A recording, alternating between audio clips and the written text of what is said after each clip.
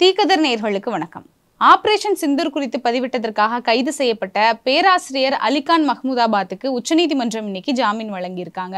சரி, யார் இந்த அலிகான் மஹ்மூதாபாத்? இவர் ஆபரேஷன் சிந்தூர் குறித்து அப்படி என்ன பதிவிட்டிருந்தாரு? எதுக்காக இவரை கைது பண்ணியிருக்காங்க? இந்த வழக்குக்கு பின்னாடி இருக்கக்கூடிய எல்லா விஷயங்களையும் தெளிவா பார்க்கலாம்.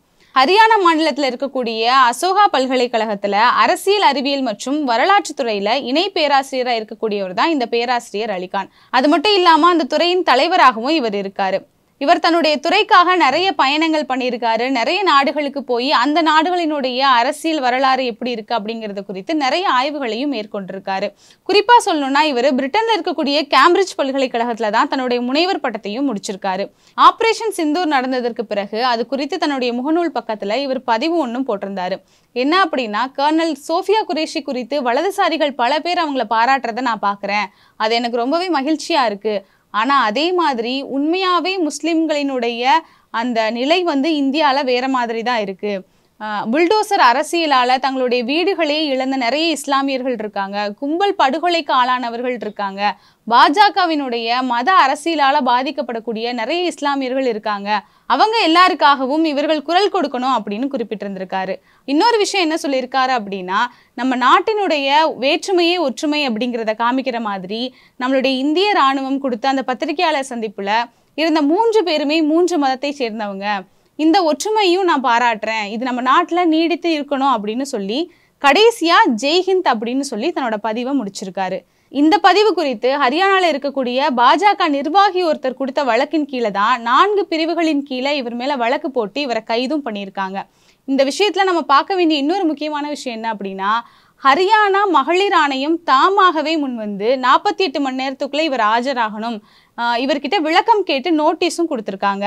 அந்த அறிக்கையில அவங்க என்ன சொல்லியிருக்காங்க அப்படின்னா, இராணுவத்துறையில இருக்கக்கூடிய பெண்களையே இவர் இழிவா பேசியிருக்காரு அப்படின்னும் காழ்ப்புணர்ச்சியோட பேசியிருக்காரு அப்படின்னு எக்கச்சக்கமான குற்றச்சாட்டுகளை இவர் மேல வச்சிருக்காங்க.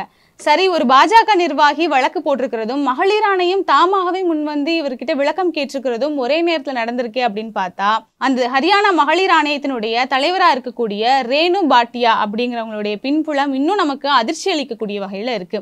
அவங்களுடைய பதவிக்காலம் முடிந்தும் இந்த அரசாங்கம் அவங்களுடைய பதவிக்காலத்தை நீடிச்சிருக்காங்க. சரி, என்ன அப்படின்னு போய் பார்த்தோம் அப்படின்னா, இவங்களுடைய அரசியல் வாழ்க்கை அப்படிங்கிறது பாரம்பரியமா RSSஐயும் பாஜகவையும் பின்தொடர்ந்து தான் இருந்திருக்கு. பாஜக சார்பில் நின்று இவங்க கவுன்சிலராக கூட இருந்திருக்காங்க. அது மட்டும் இல்லாம இவங்க இந்த ஹரியானாவினுடைய மகளிர் ஆணைய தலைவியா வந்ததற்கு பிறகு பல சர்ச்சைகள்ல இவங்க மாட்டி நிறைய விசாரணைகளும் இவங்க மேல நடந்திருக்கு. அப்படி இருக்கக்கூடிய ஒருத்தர் தன்னுடைய பதவிக்காலம் முடிஞ்சும் அவங்க பதவியில நீடிச்சுக்கிட்டு இருக்காங்க அப்படிங்கிறதும் ஒரு மிகப்பெரிய கேள்விக்குறியாகவும், பாஜகவுக்கும் RSSக்கும் ஆதரவா தான் இவங்க செயல்பட்டுக்கிட்டு இருக்காங்க அப்படிங்கிறத உறுதிப்படுத்தக்கூடிய வகையிலையும் தான் அமைஞ்சிருக்கு. இவரோட கைது குறித்து இன்னைக்கு நாட்டுல பலரும் கண்டனங்களை தெரிவிச்சிட்டு வராங்க. குறிப்பா ஆசிரியர் சங்கங்கள், பத்திரிகையாளர்கள் மற்றும் தேசிய மகளிர் அமைப்புகளே இவருடைய கைதுக்கு எதிராக தங்களுடைய கண்டனங்களை தெரிவிச்சிட்டு வராங்க. குறிப்பா இது குறித்து தேசிய மகளிர் ஆணையங்கள் வெளியிட்டிருக்கக்கூடிய அறிக்கையில கூட பேராசிரியர் அலிகானுடைய பதிவுல எந்த ஒரு காழ்ப்புணர்ச்சியும் தேச விரோத குற்றமா பேசக்கூடிய வகையில அவர் எதுவுமே பேசல. அவர் இந்திய நாட்டினுடைய ஒற்றுமையை தான் பாராட்டியிருக்காரு. அது மட்டும் இல்லாம ஆபரேஷன் சிந்தூரையும் அவர் பாராட்டதான் செஞ்சிருக்காரு. பெண்கள் சரிசமமா இருக்கணும் அப்படிங்கிறத அவர் குறிப்பிட்டிருக்காரு. இதுல என்ன எங்களுக்கு ஒரு அதிர்ச்சியான விஷயம் இருக்கு அப்படின்னா, ஹரியானால நாளுக்கு நாள் பெண்களுக்கு எதிரான அட்டூழியங்கள் நடந்துகிட்டு இருக்கு. ஆனா அப்ப எல்லாம் அமைதியா இருந்த இந்த ஹரியானா மகளிர் ஆணையம் இப்ப சம்பந்தமே இல்லாம ஒரு பேராசிரியர் மேல தேவையில்லாம விளக்கம் கேட்டு அறிக்கை வெளியிட்டு இருக்கிறது தான் எங்களுக்கு அதிர்ச்சியா இருக்கு. இவரை உடனடியா இந்த வழக்குல இருந்து முற்றிலுமா விடுவிக்கணும் அப்படின்னு சொல்லியிருக்காங்க. இப்படி ஒரு சூழ்நிலை போய்கிட்டு இருக்கும்போது தான் உச்சநீதிமன்றம் இன்னைக்கு இவருக்கு ஜாமீன் வழங்கியிருக்காங்க. இதே கர்னல் சோஃபியா குரேஷி குறித்து பயங்கரவாதிகளின் சகோதரி அப்படின்னு அவதூறு பேச்சு பேசிய மத்திய பிரதேசத்தின் பாஜக அமைச்சர் விஜய் ஷா மீது பாஜக எந்த ஒரு நடவடிக்கையும் எடுக்கல. அது குறித்து எந்த ஒரு கருத்து கூட இதுவரைக்கும் தெரிவிக்கல. அவர் இப்பவும் அமைச்சராகவே தொடர்றாரு. இப்படி அவதூறு கருத்துக்கள் பேசுறது, இந்தியாவில் இருக்கக்கூடிய மக்கள் கிட்ட பிரிவினைவாதத்தை தூண்டுறது, மத கலவரங்களை தூண்டுறது, பெண்களை அவதூறா பேசுறது, இந்த மாதிரியான விஷயங்கள் பண்ணக்கூடியவர்கள் இந்திய நாட்டுல ரொம்பவே சுதந்திரமாக இருந்துட்டு இருக்கும்போது சட்டம் என்ன சொல்லுதோ அதை வலியுறுத்தக்கூடிய இந்த பேராசிரியர் அலிகான் மாதிரியானவர்கள் மீது தேவையில்லாம வழக்குகள் போடுறது, அவங்கள அடக்குமுறைகளுக்கு உள்ளாக்குறது, தேவையில்லாம சிறையில் அடைக்கிறது, இந்த மாதிரி விஷயங்கள் தான் தொடர்ந்து நடந்துகிட்டு இருக்கு. குறிப்பா இந்த வழக்குலையுமே நம்ம பார்க்கணும் அப்படின்னா, இவருடைய பதிவுல நிஜமாவே எந்த ஒரு காழ்ப்புணர்ச்சியான விஷயங்களோ அவர் சொல்லவே கிடையாது. இந்திய நாட்டினுடைய ஒற்றுமையை பாராட்டி தான் ஒரு பதிவு போட்டிருக்காரு. ஆனா இவர் மீது தேவையில்லாம இந்த வழக்குகள் நடத்தப்பட்டு இருக்கு அப்படிங்கிறது, இவர் ஒரு இஸ்லாமியரா இருக்காரு அப்படிங்கிறதுக்காகவே திட்டமிட்டு நடத்தப்படக்கூடிய ஒரு தாக்குதலா தான் பார்க்கப்படுது.